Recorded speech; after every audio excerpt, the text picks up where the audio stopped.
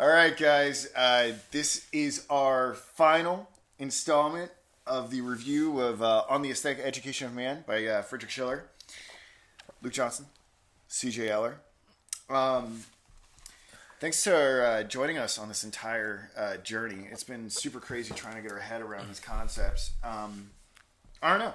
CJ, what do you think? What about last podcast, or what your expectations are for closing it out today? I mean, I thought I'd just let you say go. Something. Yeah. I don't know what to expect. That's kind of the exciting part of this series, is as much as our viewers might not know what's going to happen, I don't know what's going to happen. I don't even know if you know what's going to happen.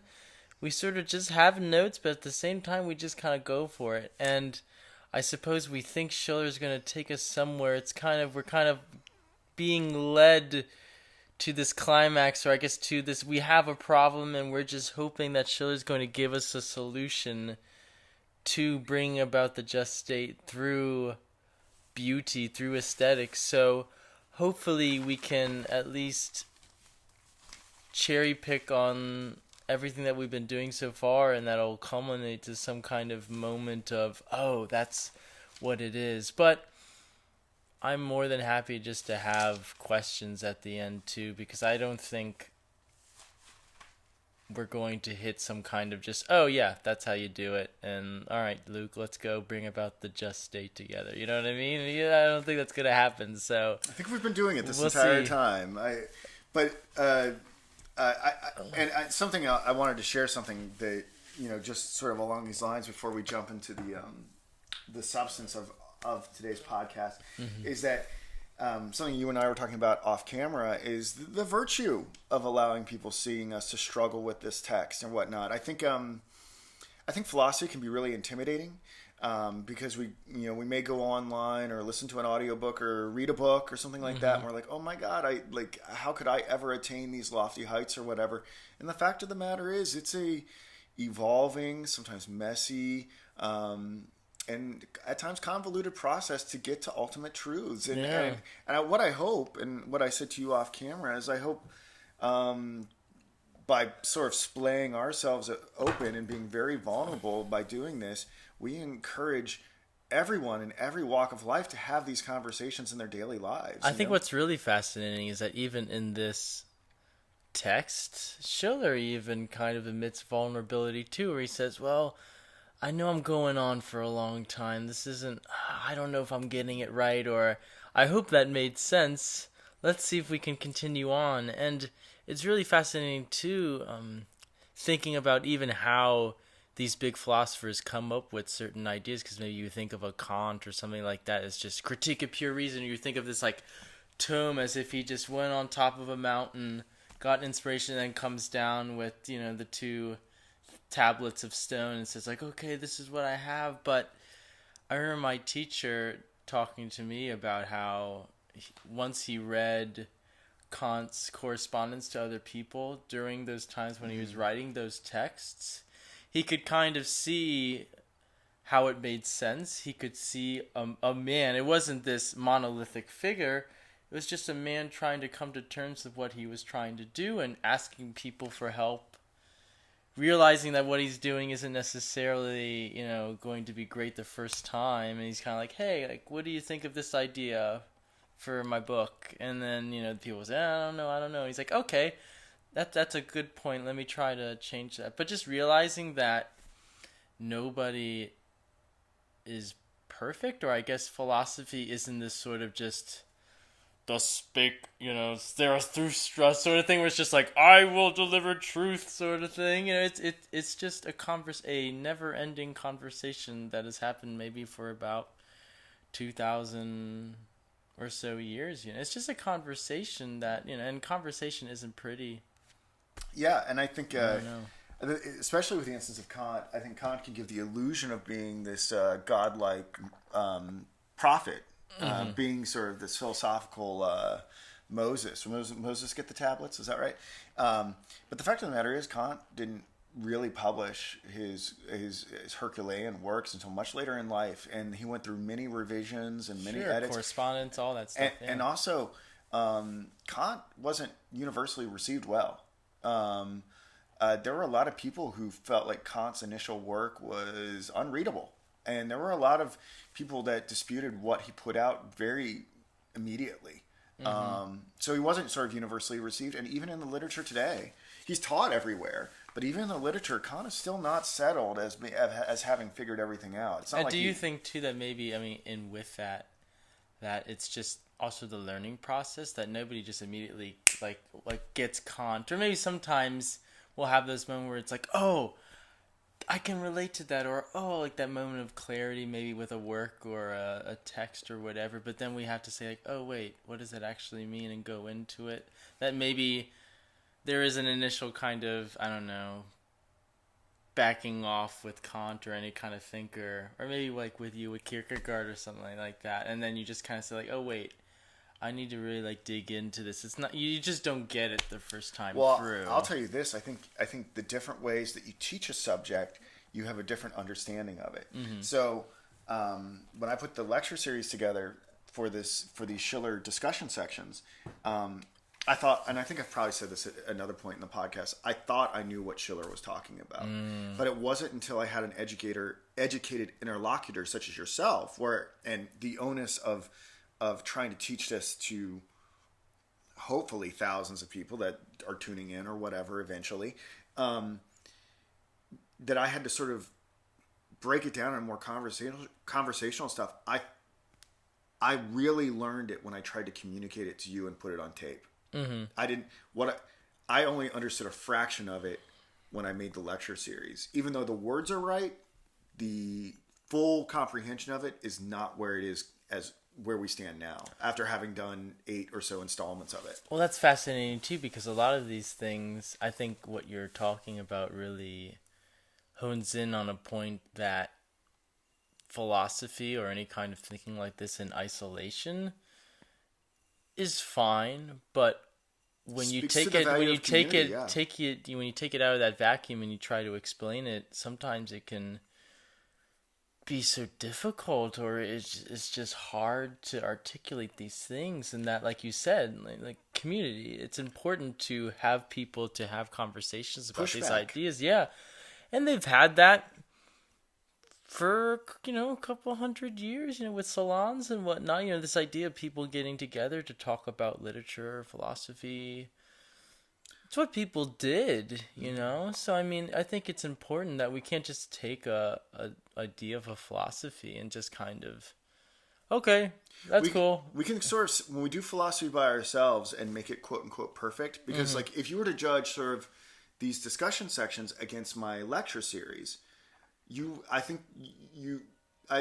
people would say my lecture series is more perfect in the sense that it's like there aren't any ums. I'm not struggling. I'm just reading off a script, right? But like that's an illusion. What I'm telling you, and I'm telling everybody else, the real understanding came in the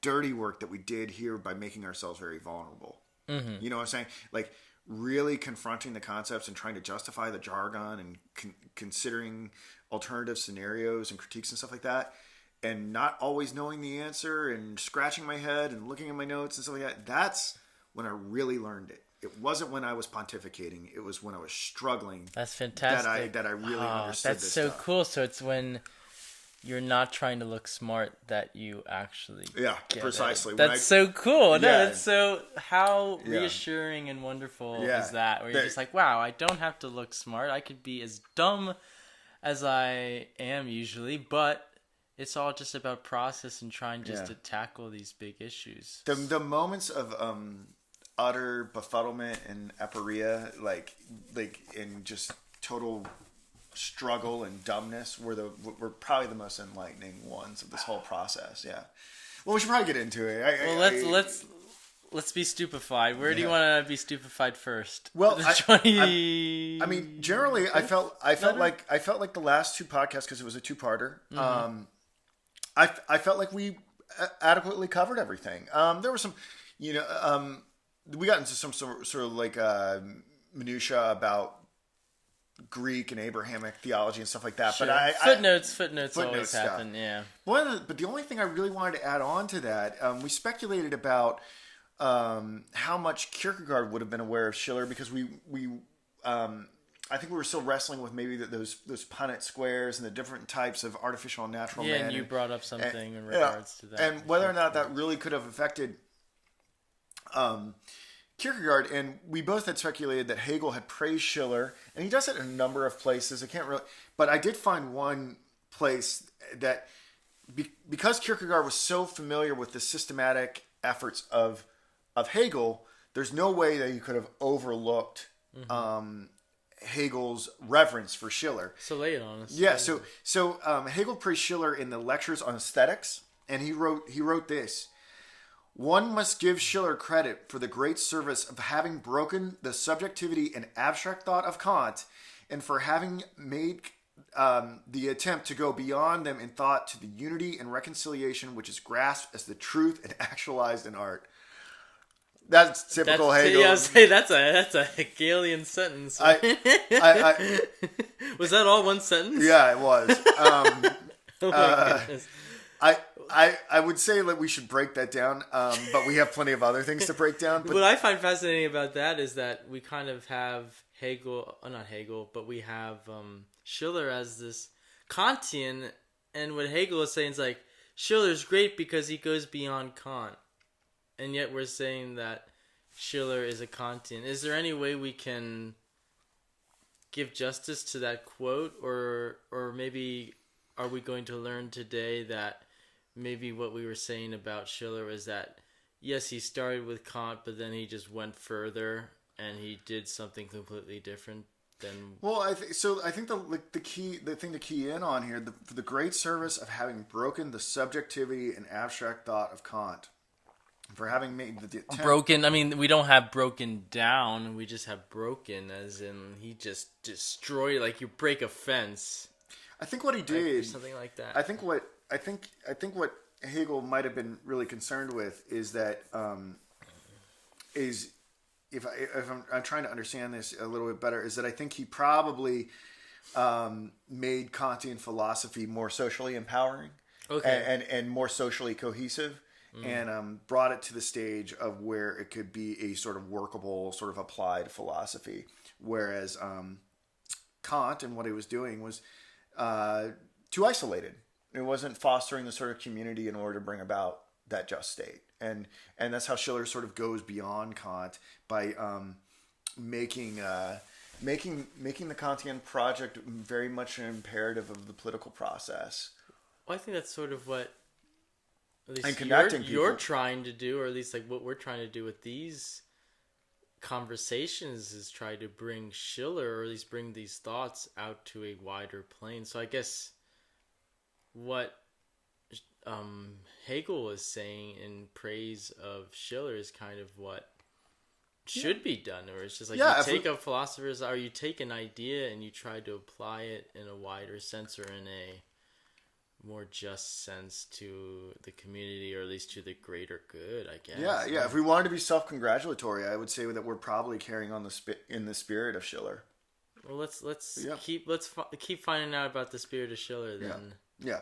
So, but not so much to break that down, but that was really the point of that, was just to say that it was inevitable that Kierkegaard would have been familiar with Schiller. Yeah, and I think it gives more validation, at least to the text you're reading, because we have the whole idea of him being a poet, a literary figure that maybe people beyond, the literati and whatever you want to call that, people that are familiar with his poetry, plays, whatever, maybe wouldn't find him as convincing as a philosopher. But, to have Hegel in his recommendation letters, you know what I mean? Where it's just like, yeah, Schiller's cool. I think that kind of just gives it more validation maybe for us as a... Not that this text is already rewarding already, but, it's kind of like reading a good book and then you look on the back and, you just see all the cool people that think the book's awesome. You're like, I made the right decision. Yeah. And you're like, this is cool. So this almost like that back of the jacket recommendation. We definitely backed the right horse, according to Hegel. So I've got some. I've got some notes. We're going to start with letter 25. We're going to go 26 and 27, and we'll be done. I think maybe it would kind of just help for me to read these notes that I've compiled right here, and then if I need to reiterate them in some way, I will. But we're not going to be doing. We've done the heavy lifting so far with the Schiller. Anything we're adding today are just fine details. And I think the thing that we're talking about, we've talked about how beautiful art objects can elevate man to a spiritually dignified place. We're going to learn a little bit more about the qualitative character of that spiritually dignified elevation today. Mm-hmm. Okay, so let me just read this, and then we'll talk a little bit about it. Okay. So when man is caught up in the physical processes, he is mere world, but contemplation opens up a new world within him. So we're going to try to understand today what it means to contemplate an object, right? When we're beholding the beautiful thing.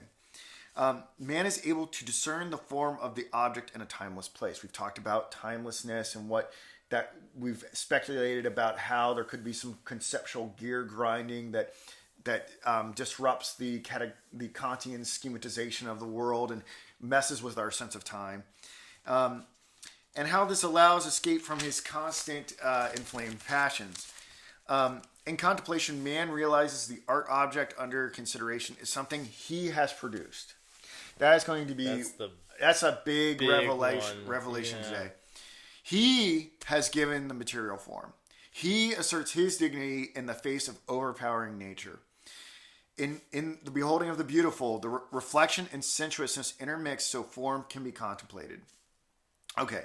Now we still have some questions about, we made some headway about what form was, but if I can not read off my notes. If essentially what we're going to be talking about here is that when we perceive form, like when we're given the living form of a beautiful art object, Schiller is going to tell us, okay, not only do we have this sort of relaxing and energizing forces that are catering to our formal and sensual impulses that create this sort of offset and free aesthetic disposition, and free us from physical processes, but also the moral restrictions that we have as the result of our rationality. But the idea here is part of what gives us that sense of that elevated spiritual dignity.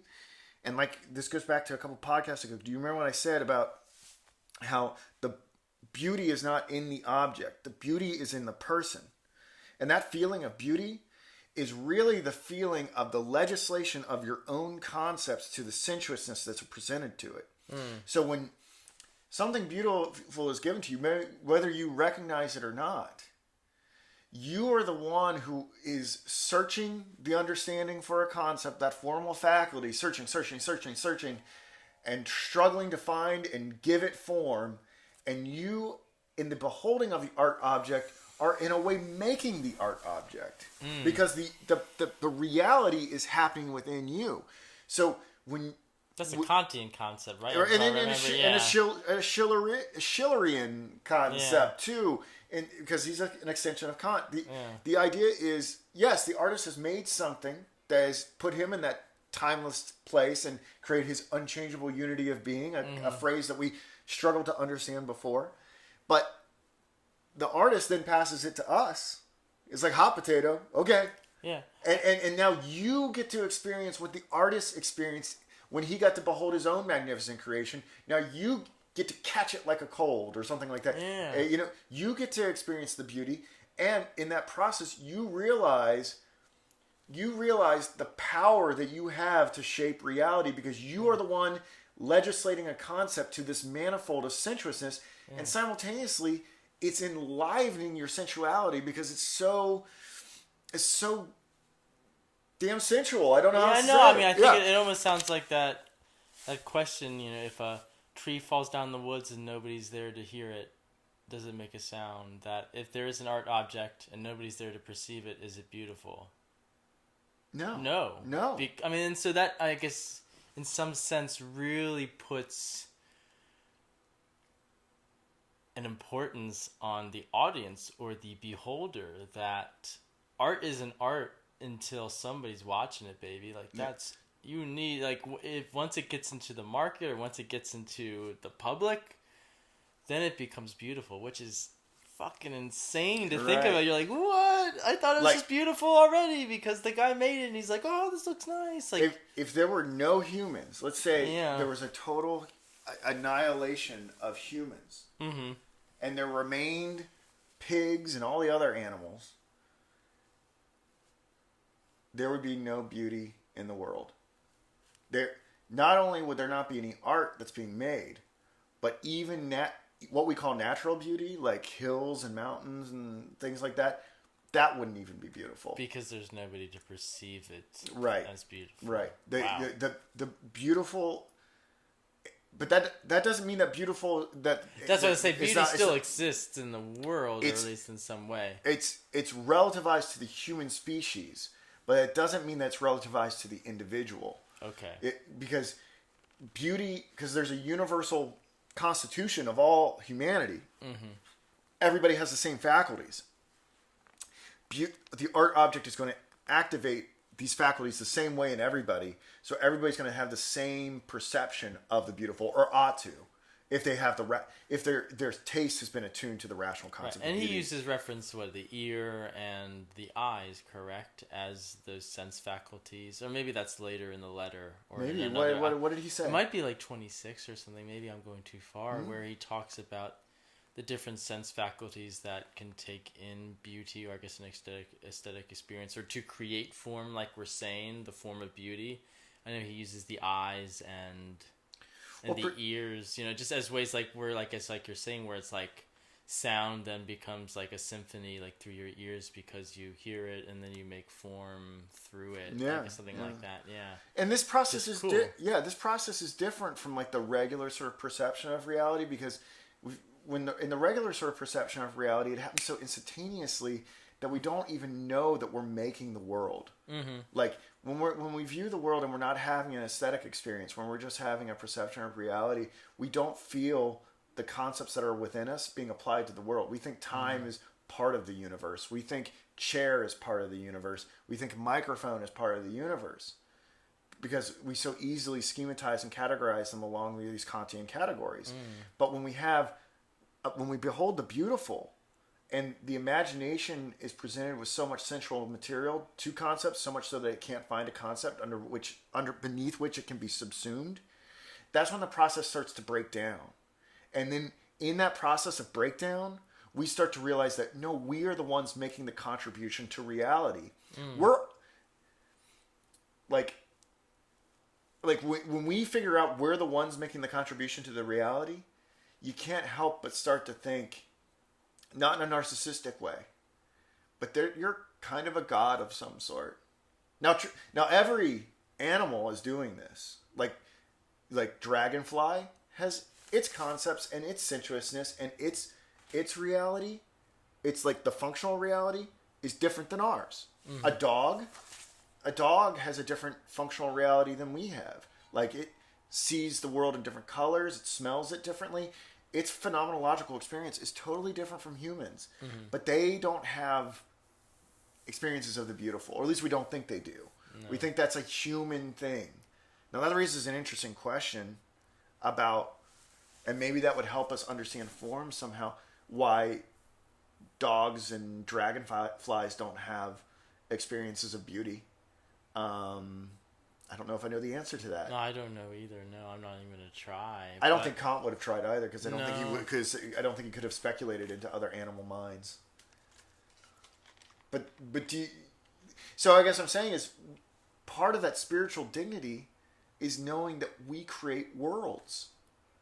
That's huge. No, that is huge. That is incredible. It reminds me of there's a great short story by Jorge Luis Borges about this one writer, fictional writer, his name is Pierre Menard, and he's known, his sole achievement to the author is that he wrote 3 pages of Don Quixote just from not even reading not even just like copying it word for word, but just like out of his experience, he embodied he embodies Cervantes and he wrote Don Quixote. And then what's the funniest part is that the guy makes comparisons. So he takes the same passage. He's like, look how Cervantes writes this passage. He's like, oh, it's pedantic, old-fashioned. Now look how Pierre Menard writes this and how it's completely modern, sarcastic, and all these things. And it's the same damn thing, but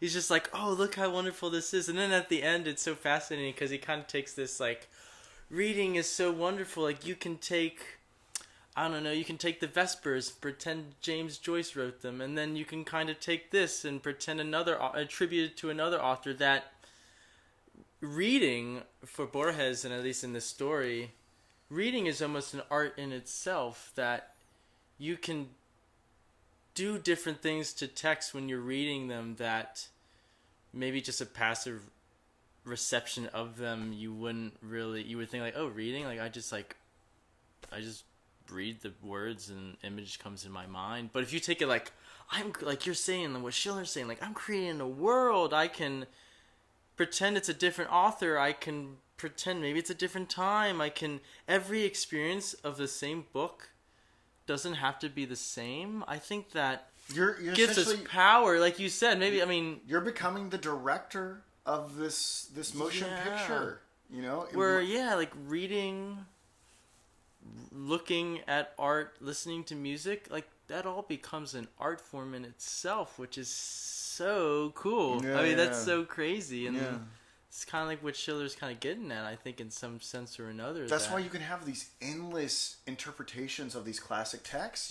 It's like I remember I used to think to myself, why do they have to go make another version of Hamlet? Mm-hmm. I'm like, well, I saw Kenneth Branagh's or whatever. I was like, that was a pretty damn good one. Yeah. And like the fact of the matter is, it's like you're saying someone else read it differently and envisioned a totally different scenario of it, and they get that dignity, that sense of their own sort of creation. Like there's going to be one definitive, like the interpretation of the text, Yeah.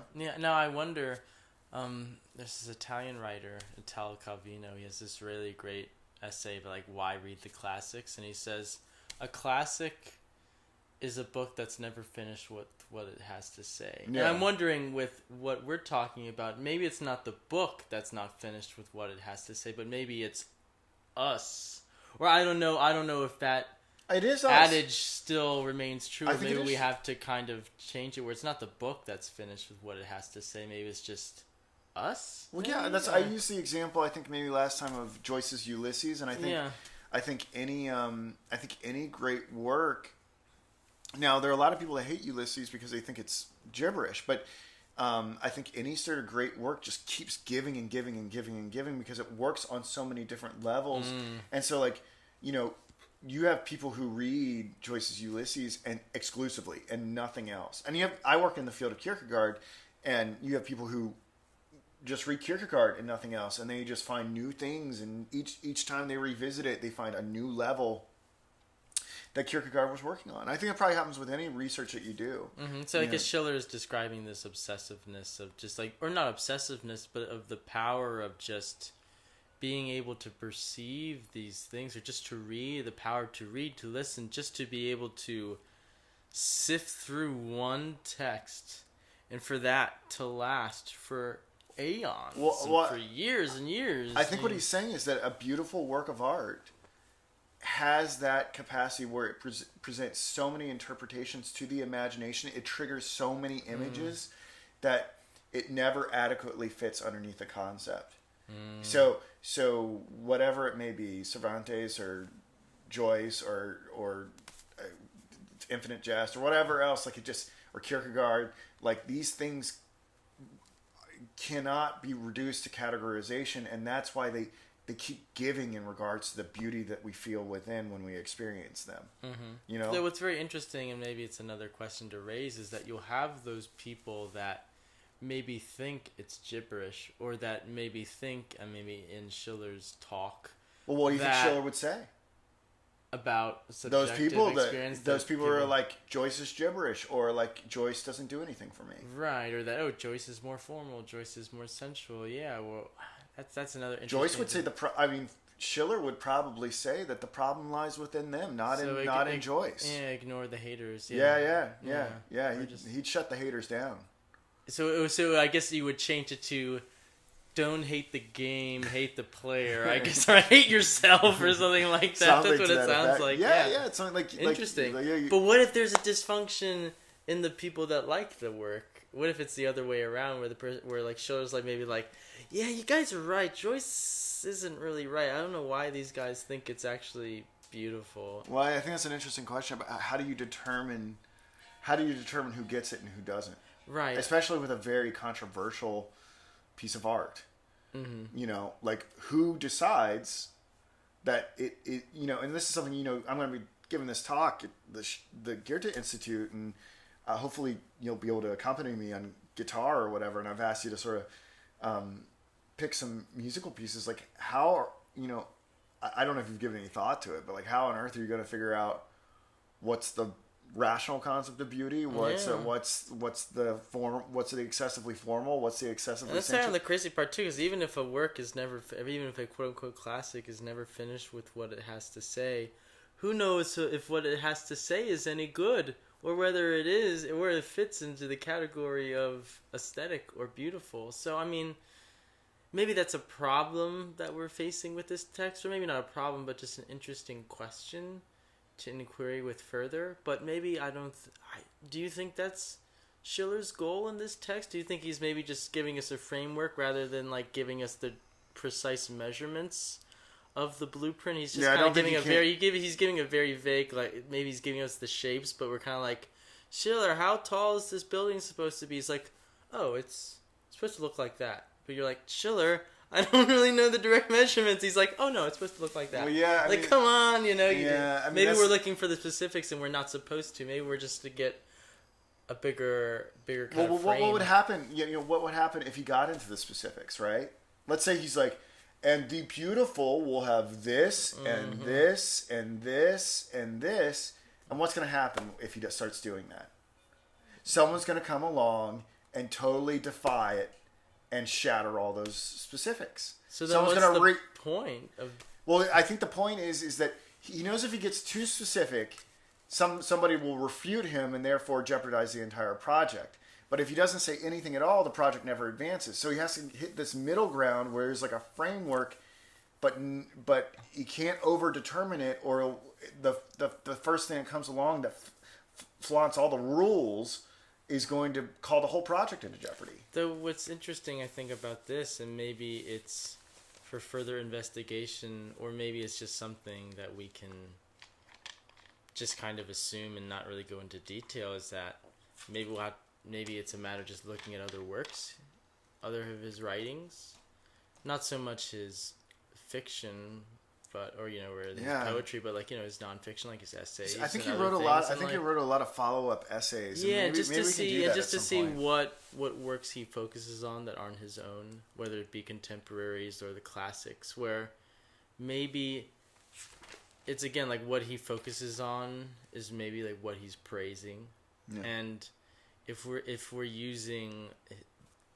this kind of framework in regards to how he perceives what is good art, or what is worth discussing, what is worth writing an essay over, then maybe we can kind of deduce what he thinks is quote-unquote beautiful. And then, of course, there's also, too, you know, there's kind of,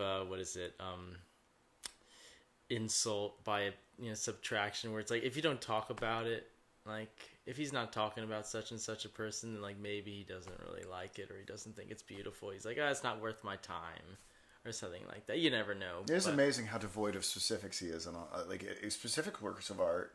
Yeah, I mean, but maybe that's the interesting thing too, because I mean, I don't know.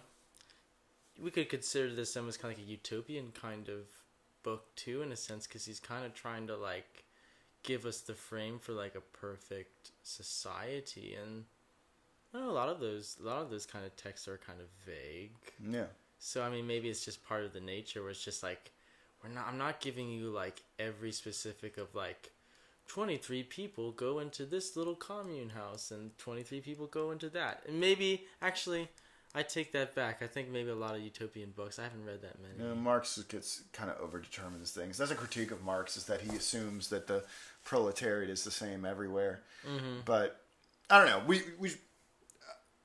that's a footnote. Maybe we can come back to it at the end. I would really have liked for Schiller to say. I don't necessarily think he needed to go and enumerate all the things that are beautiful at the time that he was writing. I would have liked an example or two.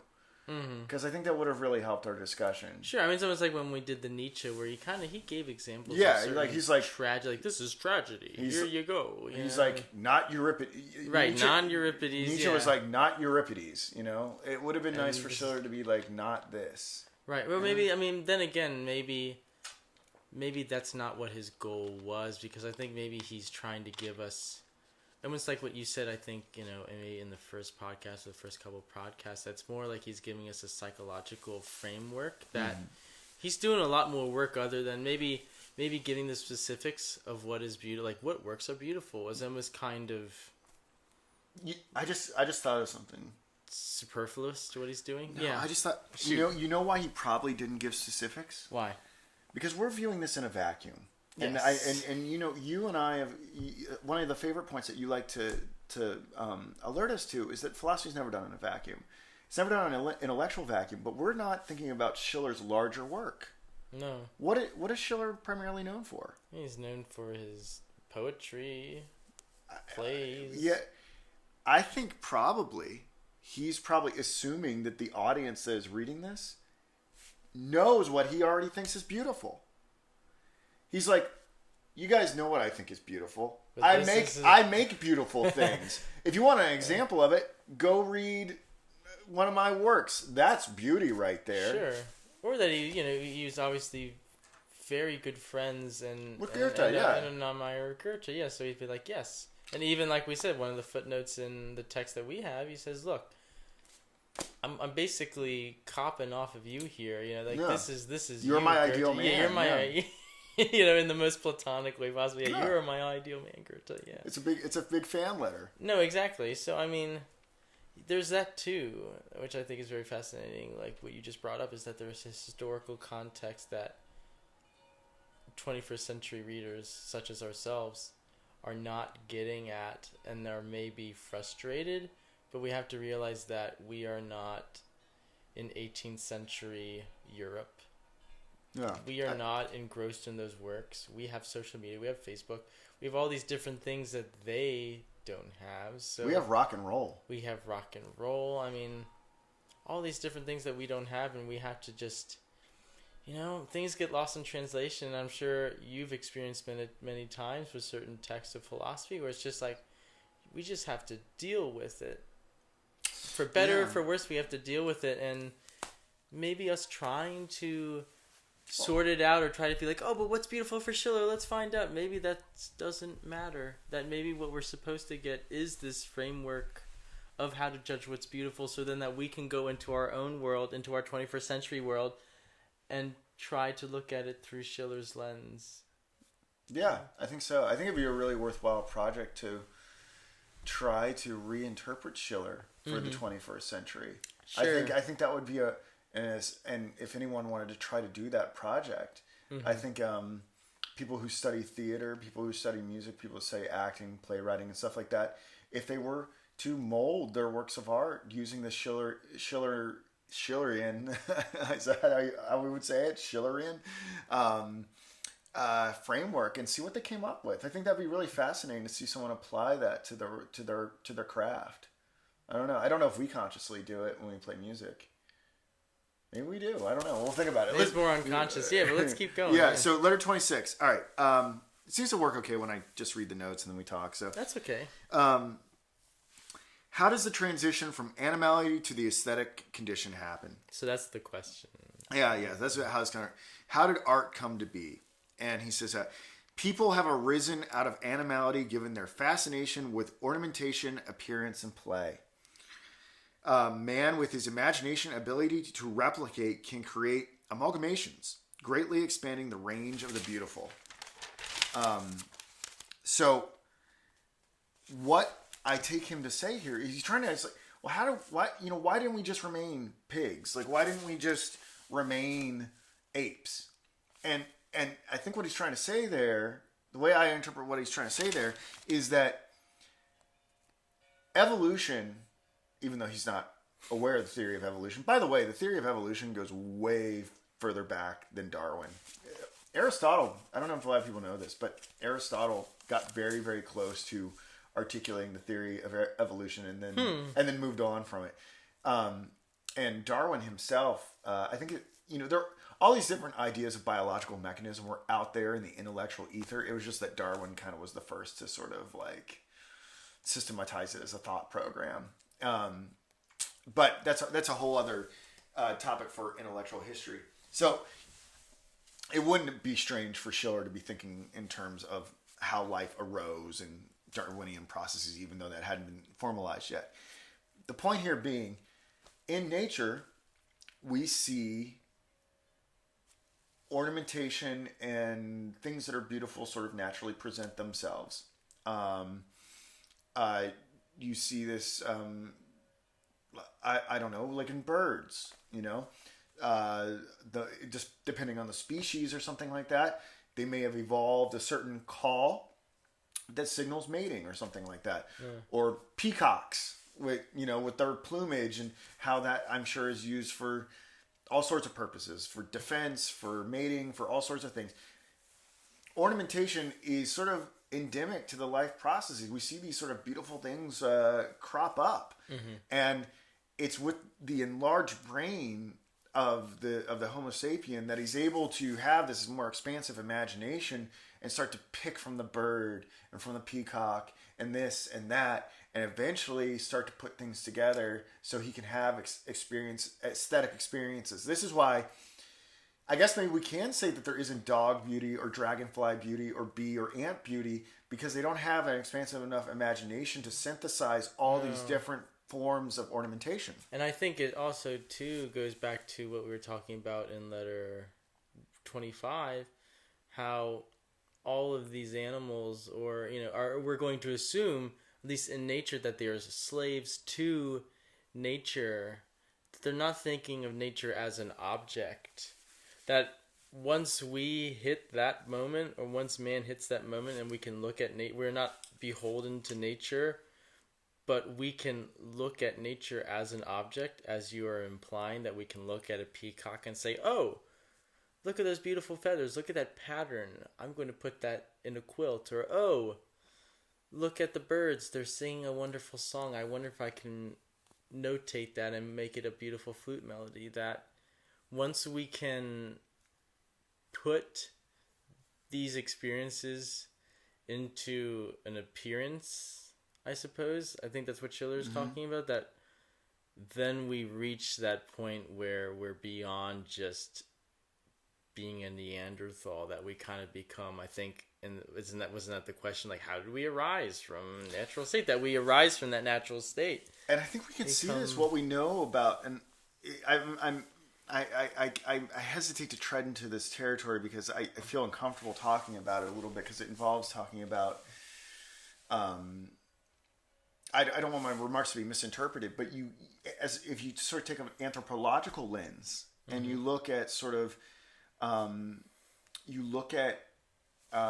humans that are cut off from modernity, like you talk about some of the like sort of indigenous tribes that are still in like the Amazon or Aboriginal people or something like that, you can see that their culture has appropriated some things from animals, where they will sort of borrow the naturally occurring beauty in animals and sort of start to refashion it. Like, they'll paint their bodies or wear headdresses and things like that, and like, and you can start to see how this may have happened, where humans were taking the beauty from animals and start to synthesize it and put it on their own bodies, and then it was just like a next step where they started making art objects. And that's interesting too. They were turning themselves into the art object first, and that almost corresponds to the whole 18th century idea too of the noble savage, of like a guy like even with Rousseau. Rousseau is just like, hey man, like we should like be looking to these guys. We should be looking to those Aboriginal people as like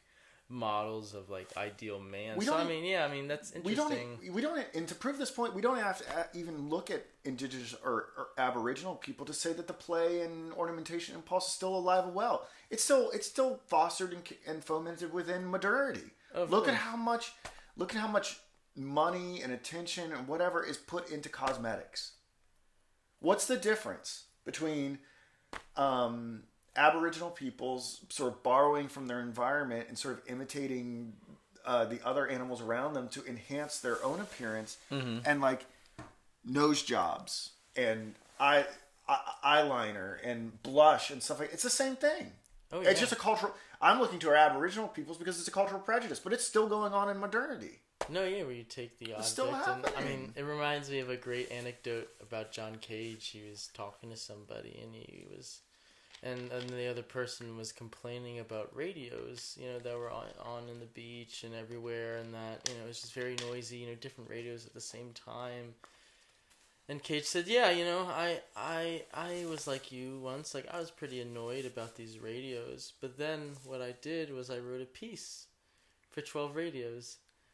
And once I did that, afterwards, I'd go and walk around anywhere, and once I heard a radio, I said, "Oh, they're playing my music." You know what I mean? So yeah. It's like and he compared it to how, Neanderthal man or whatever, caveman or whatever you want to call it, he thought, or maybe I think this is what he gathered, was that people that the cavemen painted the animals they were hunting to kind of come to terms with them, that maybe they were scared of these gazelles or whatever, and that these early cave paintings were almost ways to come to terms with what was around them, so that in the same sense Cage is kind of coming to terms with the sounds of the world by infusing it into his music and making it into, like you said, an art object. So in that sense, I find it fascinating how Schiller articulates that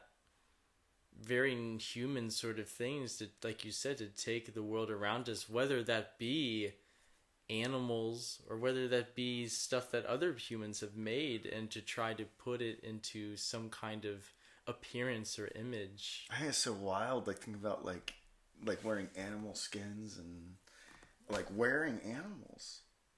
I mean, and people still do it. People still wear fur. Mm-hmm. How is that any different from someone who may have worn a lion skull on their head or something? No, what's the difference? Or music created by bones and hides of animals. I mean, even into these civilized times, like it stays with us. Yeah, where it's like, I mean, I remember even reading about violins, how like a lot of it, or even like guitars, violins, whatever, like stringed instruments. Sometimes they're made by cat gut or by different gut. I mean, they were called gutted strings for a reason. It was like from animals. Like it's pretty awesome. That's a pretty insightful revelation, I thought. That is really cool. Yeah, a further note here is that Schiller expresses dissatisfaction with imitative art. If it was too imitative, likely.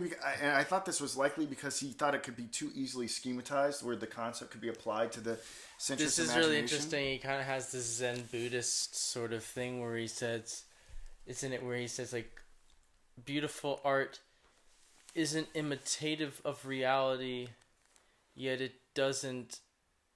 I don't even know if he said it didn't stray too far from reality, or he says it doesn't mimic reality, but at the same time, even if it does kind of use reality, as long as that's not the point you get from the piece, as long as you have a kind of otherworldly experience with it, or a timeless experience, like maybe when we observe a beautiful, human figure, that is still an aesthetic experience that's not of reality. This is where it gets really zany for me, or I found it really, really mind-boggling in the best of ways, where it's just like, wow, like something can't be rooted in reality. Or I guess this is where it goes back to the timeless thing. Maybe you can extrapolate on that. I don't know. Well, I think it feeds into these questions. So I had a couple questions. Okay, shoot. Yeah, what are you thinking?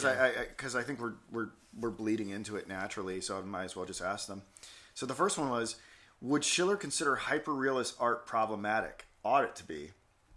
And this goes along with it, the second one. What would Schiller make of photography? Does photography complicate Schiller's account of aesthetics? Oh, gosh. Well, I mean... And by the way, it's going to be interesting because the next class we're going to be creating is on photography. Say nice little advertising. Well, I didn't mean for it to. I mean, it's an authentic question, but I mean, what's going to be interesting is we could probably apply the Schiller framework to what Barth is going to say about photography, and maybe that'll be really helpful for a lot of the unanswered questions that we have in regards to Schiller. But I think that's I guess that's the interesting thing that Schiller says, is that it can't be hinged on reality too much, but even if it is, as long as it's not just rooted in reality, as long as like what the aesthetic experience you have is otherworldly, where you think of maybe like fiction or certain plays or whatever, where it's like they are rooted in reality, but at the same time maybe the stories or what happens to the characters, not so much in a literal way that they're magical or that, and a bean sprout just popped from the sky, but maybe the experience they have, these human experiences, whether it be of love, pain, regret, happiness, exceed any kind of just basic physical thing, that they are not rooted in reality. So maybe with hyperrealist art, maybe if I think that maybe Schiller would think if they speak to a otherworldly or timeless quality, or if they both take in form and the sensual, and they just use those two and just create an otherworldly experience. Have you read the Barth book yet? No. That's okay, because I have lectured on it. I know things that you don't know. I know things that you don't know. I know things that you don't know, but I think that I assumed that already. Yeah. But what I'm trying to say here is, you're saying the things that you're saying you don't understand. Given my perspective, the things that you're saying are, and how that feeds into what we're going to talk about in Barth's book on photography and this Schiller stuff, are massive. Like the things you're saying, I want you to remember this, and we'll probably go back and say, you're having a major breakthrough, but you don't know it yet. Okay. And then you're gonna go to the Barth. You're gonna go to the Barth, and you're gonna be like, "Oh my God, I was articulating these ideas in the last Schiller podcast." Maybe me and Roland have similar thoughts. Yeah. What I'm trying to say here is, you're already anticipating Roland Barth and what he's gonna do in photography. Cool. And I'll just say this. So how does this connect to our conversation? Or I guess, like, if you're going to take from our next thinker, how does this kind of seep in without giving too much away, and with still being rooted in Schiller in this discussion? I think Barth is gonna make the case that you can have hyperrealist art, and that it can be beautiful. Mm-hmm. And what's going to be okay about that is going to be dependent upon where the subject trains their attention. And Barth is going to... Now, Schiller, first of all, Schiller had no contact with photography. If Schiller saw a photo, maybe he thought his soul had been captured and like we could rip it in two or something. Yeah, maybe he thought it was witchcraft. But Schiller after he gets over the sort of initial sort of technological advancement, might have been like, meh. I was talking off camera earlier. CJ and I were talking, and I'm really exercised by the emergence of virtual reality and HoloLens technology. I think it's going to be very disruptive and change our lives.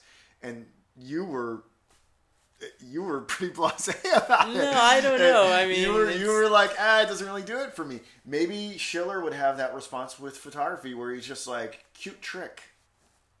And whereas Barth is like, oh no, the camera changes everything about our concept of beauty.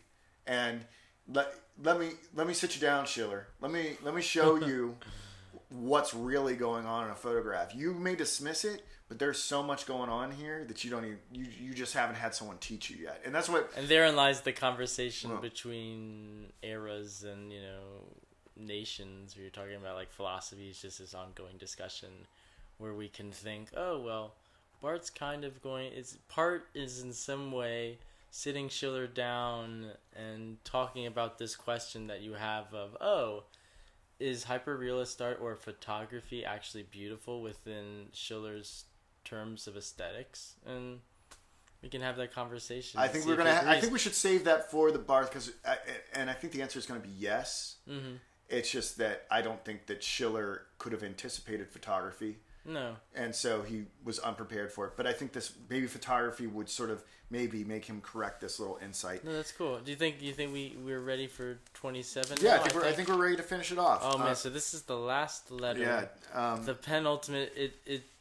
If I remember, I mean, it's sort of not a climax, or I guess maybe you think when it's the last letter that he's going to just spill the beans and just give this crazy, last speech about how we can achieve the just state. But I don't know if it was like that. Maybe it was just it's just the next letter. Oh, it's done. Cool. No, I think that's already happened.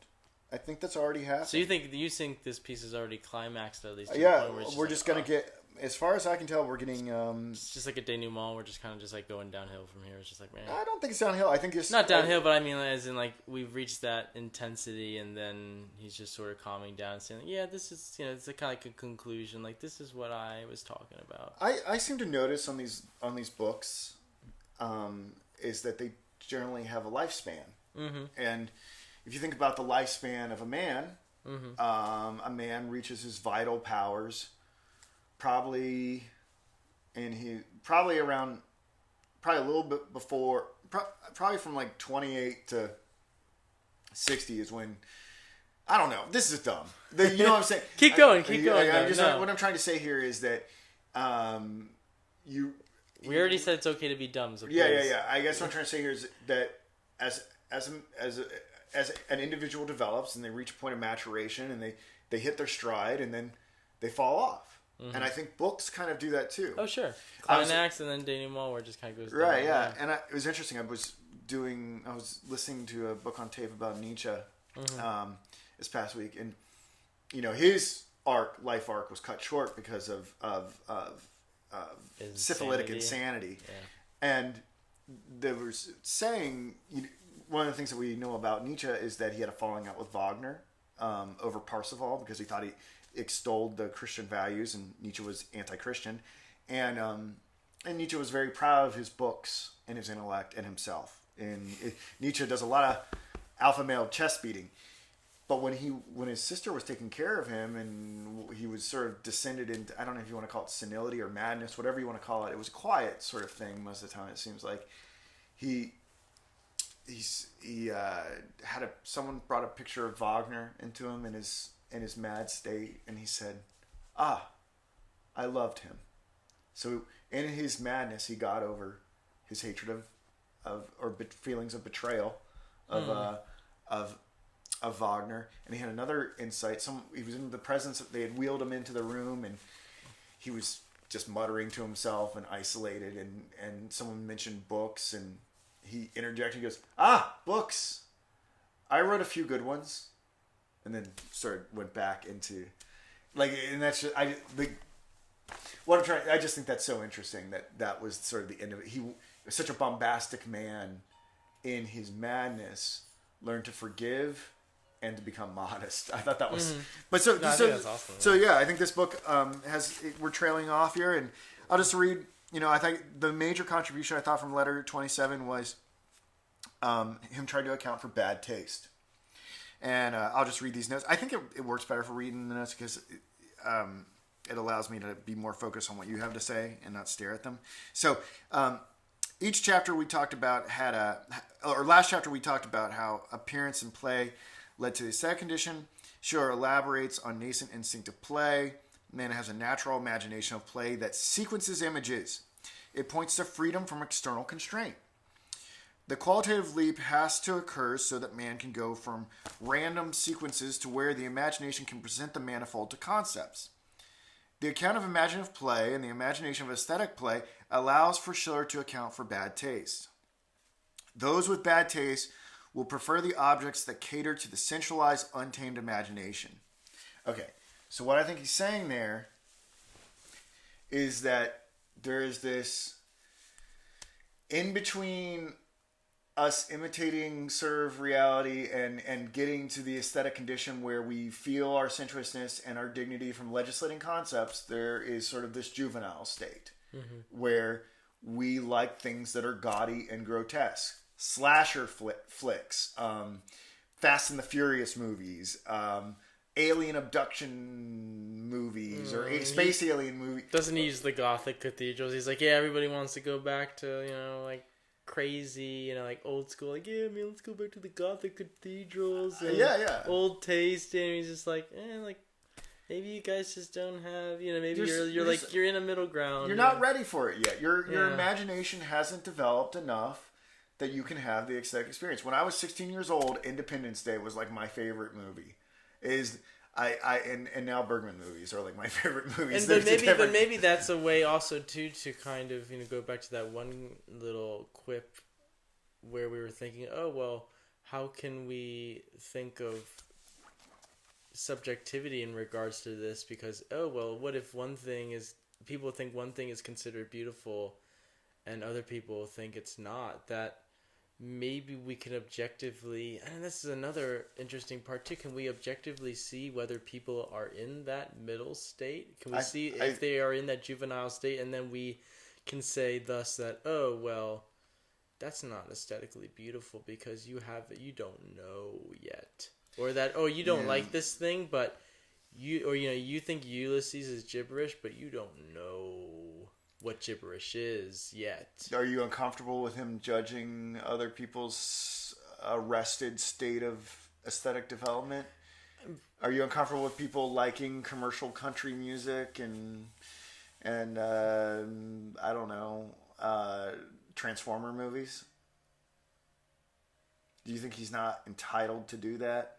I don't think he's doing it. Do you think he's doing it necessarily? Oh, okay. I thought he was just kind of well, I suppose we're saying even in admitting that there is a state like this, that he is declaring that there are people who have bad taste. Yeah.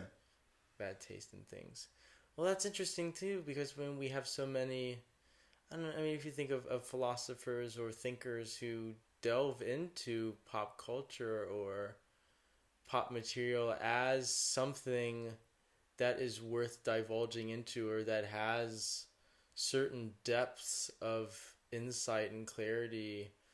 You think guys like David Foster Wallace or Umberto Eco, people that look into even just like whether it be Terminator or Casablanca, or just things that are considered trash, and try to find things of note in them. Maybe that just maybe bad taste is just maybe.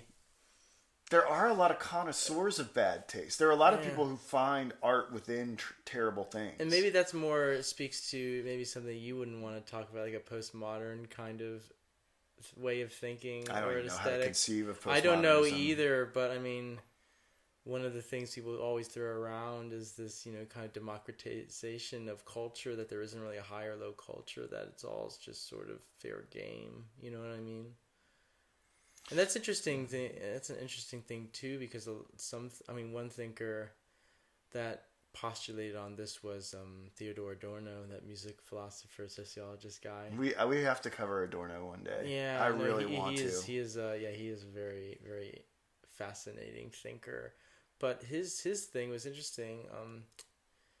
He sort of attacked middle brow culture. He didn't really like it as much, because at least he saw high and low culture. He's like, those are fine, because at least high culture is kind of going above middle brow, and that low culture is sort of anarchistic and kind of just like if you think like punk rock or anything like that's just kind of like So he was pretty militantly against pop music, wasn't he? Yeah, so like middle brow culture. So I guess that's another thing too, where you have some people that are just like, yeah, middle brow culture sucks, and I guess maybe like what we were talking about with Schiller, where maybe he's like, yeah, like middle brow culture maybe for him just kind of exhibits this weird middle ground where it's like people have bad taste. Maybe it's a bad taste.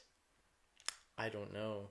But yeah, it's interesting where maybe, again, it goes back to the beginning when we were talking about maybe where the beauty is in the eye of the beholder, where maybe maybe there's no such thing as bad taste, but maybe it's more so how you perceive an object, that maybe if you look at it purely through the sensual or purely through the formal, that maybe it's not a good piece of art. But when it's through both of those and you feel rejuvenated both physically and mentally, that work is good, or that work is aesthetically beautiful. But that throws a wrench into everything, because then it's just like, oh, anything. There's no such thing as like bad art. It's just, again, like, don't hate the game, hate the player. It seems like if we look at ourselves as sort of a disease condition. Yeah. Like, I remember like early on in grad school, I would get so overworked with all the philosophy. I would just be like, and people would want to hang out, and they're like, "What do you want to do?" I'm just like, "I just want to go to. I want to just go to a movie." And they'd be like, "What kind of movie?" I'd be like, "Explosions or funny." Like, I don't want to think. Escapism, anything that doesn't. Yeah. It was total escapism.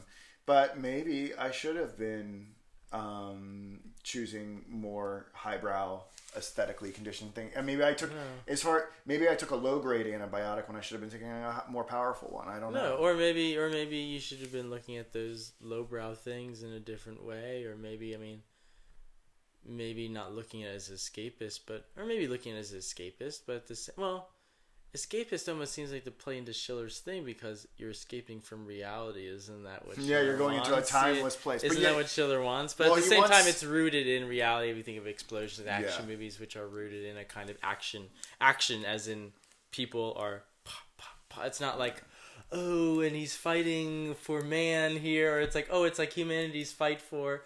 But you could view it like that, which is the crazy part, that you could take something like Karate Kid and view it as this kind of Bildungsroman, or some kind of like development story of how a human being just progresses through life, and that he will have hardships, but he has a teacher, and that, like, it goes back to the idea where it's like, it's all perception. You know who does this really well? Have you ever watched any of the video essays that Nerdwriter does?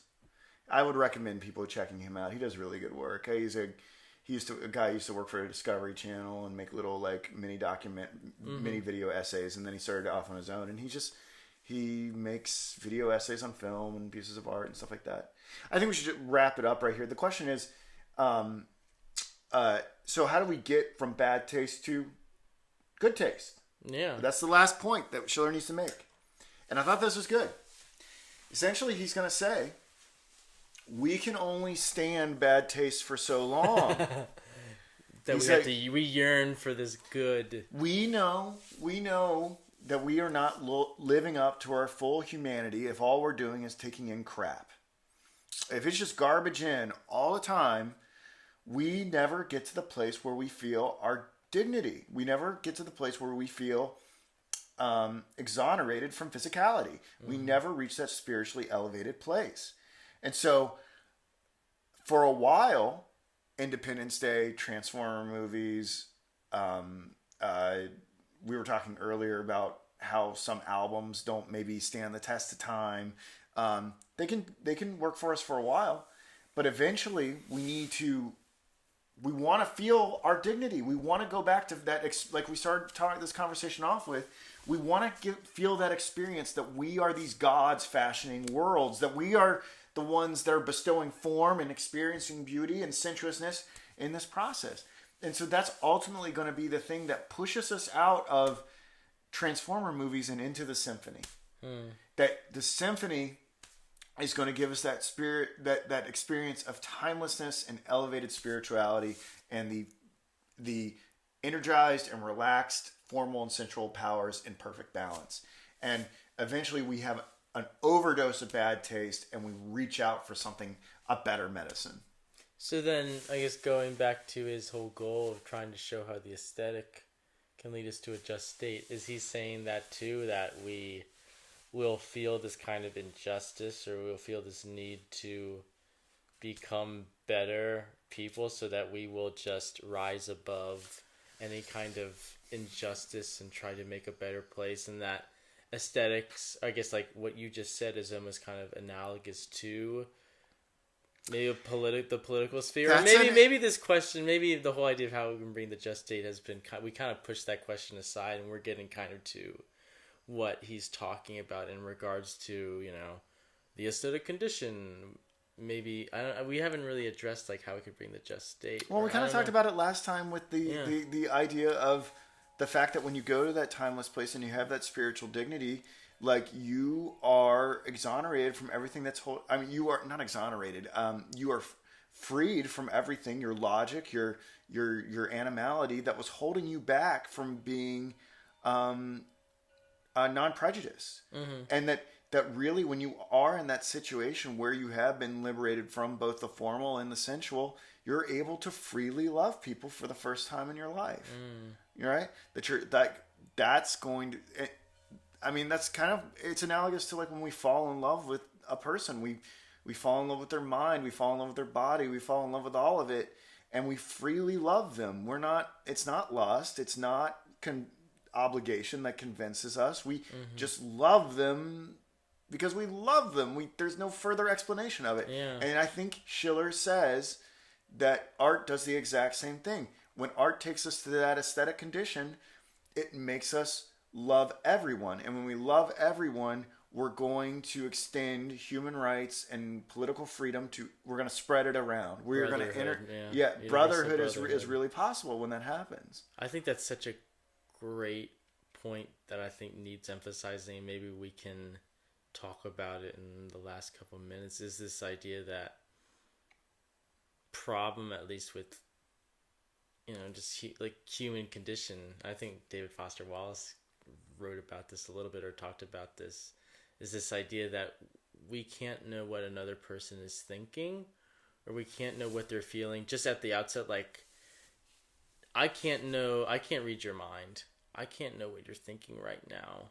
But if I read one of your works, or if I read, Kafka, or if I read any sort of great, quote unquote, great author, then I can kind of get what they're feeling. And it's not just a sensual experience where I can only feel like joy, like maybe if I like masturbate or whatever, I am only getting that joy. Nobody else is getting that joy.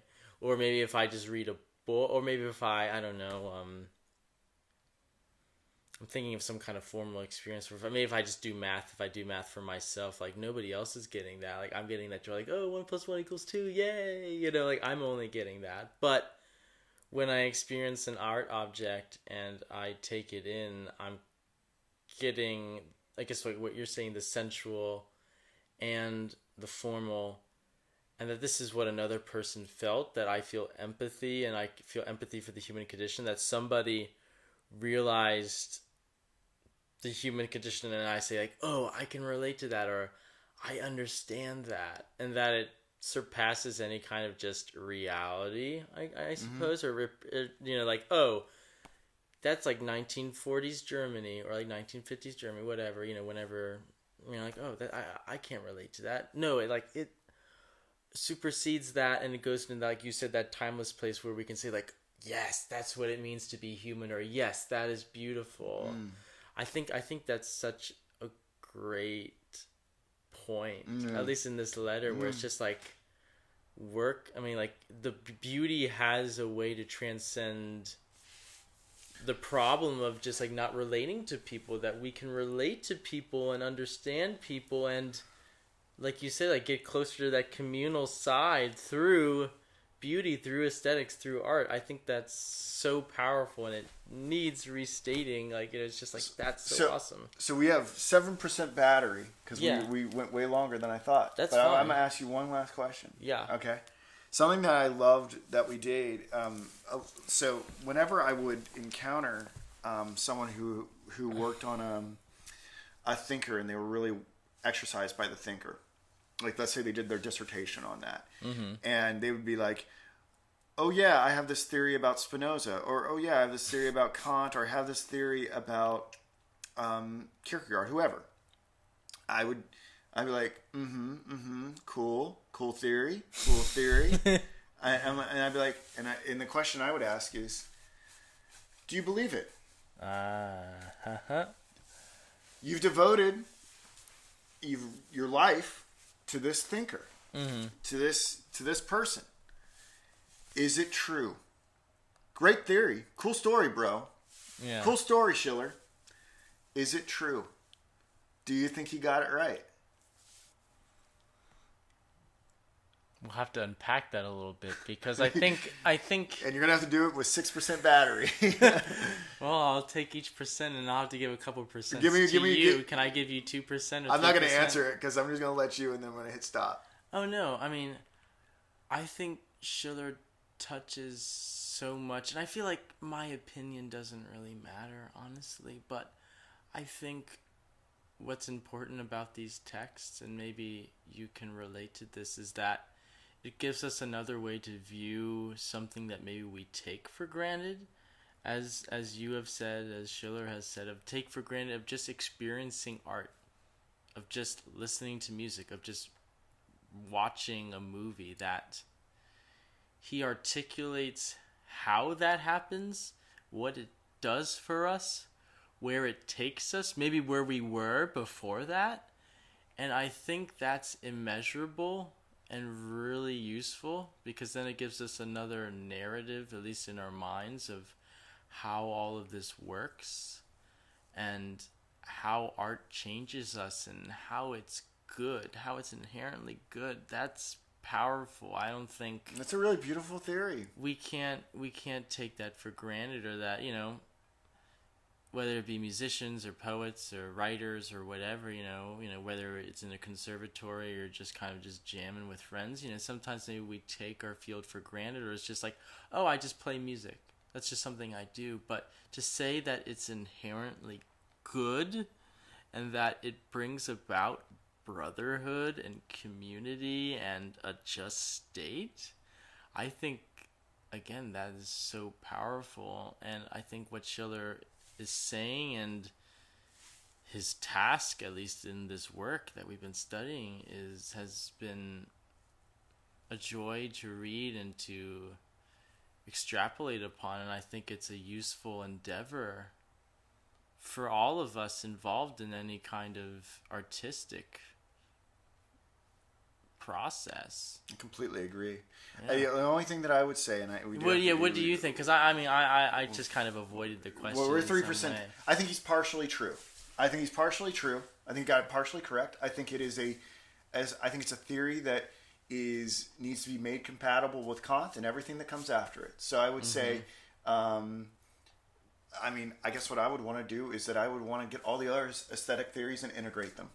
And I think that's the really interesting part, is that with any kind of thing like this, is that it sounds, it's hard just to say, like, do you believe all of it? Like, do you really believe all of it, what it says? You're kind of like, hold on, like, I need to actually experience all these other things before I can make an assumption. But I think we're adding, and what other people maybe listening to this or reading or doing the lecture series are adding another, I hate to say tool to the repertoire or to your repertoire, but they're adding another facet to their thinking of how they view the world. And again, having this conversation, whether it be with me and you or with other philosophers or thinkers in another person's head, is that we need to have these conversations, and adding more people to that conversation, adding a Schiller, adding a Nietzsche, adding a Barth, like we'll do later, that's more than important. I think that's imperative, is just to continue the conversation. Most definitely. We can't stop it. Well, we have to stop because our computer's going to die. Okay. All right, check out the Barth course that we're putting together for you guys. Hope you enjoyed this one. Thank you. Bye.